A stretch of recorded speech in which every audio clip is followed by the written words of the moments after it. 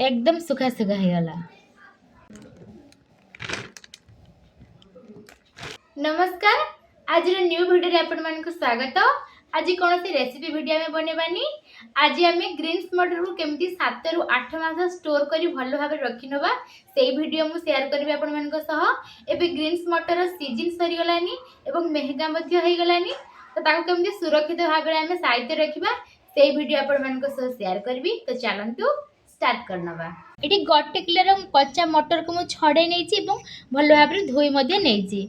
जेहेतु 2 दिन है मुझे मटर को छड़े रखी थी फ्रिज रे, तो गोटे गोटे देखिपे गजा हो गलानी। एमती यदि आम डायरेक्ट मटर को छड़े रखीदबा ना, तो तादेह गजा सब बाहरी आसो और बेसी दिन रही खटालिया लगे।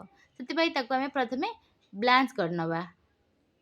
गोटे पतीला रखिके से आम 2 लिटर पाखापाखि पानी नहीं नवा और गरम हवा रखी नवा।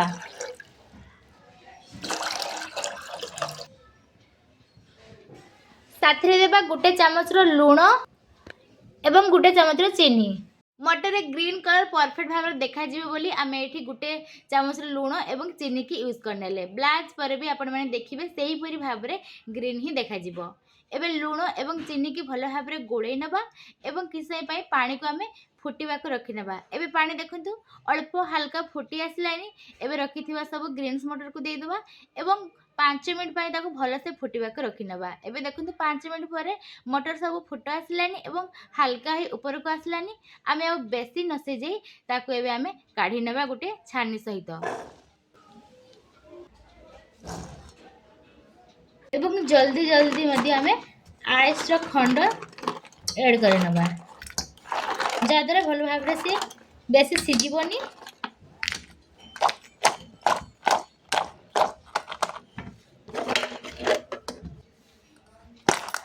एमती ठंडा पानी मध्य नहीं पारिबे, नहने एमती आइस खंड मध्य नहीं पारिबे। किछि समय ताको ठंडा होबे रखी नवा। एबे एकदम ठंडा हो गलानी। आम आइस पानी रो ग्रीन्स मटर को बाहर कर नवा एवं गोटे सफा कपड़ा रे ताको सुखाई नवा। 5 रु 7 मिनट पई आम टावल रे मटर सब को रखी नवा एवं जति भी एक्स्ट्रा पानी तादर थी ना भल भाव में सी सुखीज एवं चाहिए भी फैन तले भी आम रखिपर एवं आउ टिके भल भाव में पोछि नवा जमीती कि तादर बिल्कुल भी पानी न रहे। एमती टावल रे अल्प अल्प हल्के हल्के ताको पोछि नवा। जेकोसी जिनिस ना पानी जदि सामान्य रही जाए ना से बेसी दिन स्टोर करके आम रखिपारानी एवं ताहा मध्य जल्दी पचि जिबार संभावना थाए। एबे एकदम परफेक्ट भाव में सुखा सुखा हो गलानी। एबे आम गोटे पॉलिथीन बैग नहीं नवा। मो पाखे ये छोट पॉलिथीन टे सबूक मटर मोर आसीज एवं भल भाव में चिपकी जीव। आपण पाखे यही जदि न तो आपण मैंने जेकोसी पॉलिथीन नहीं पारे ताकू हल्का सिलाई करेंगे, ना अल्प टिके निआ आंचरे टिके देखईदेवे तो से नहीं पारे।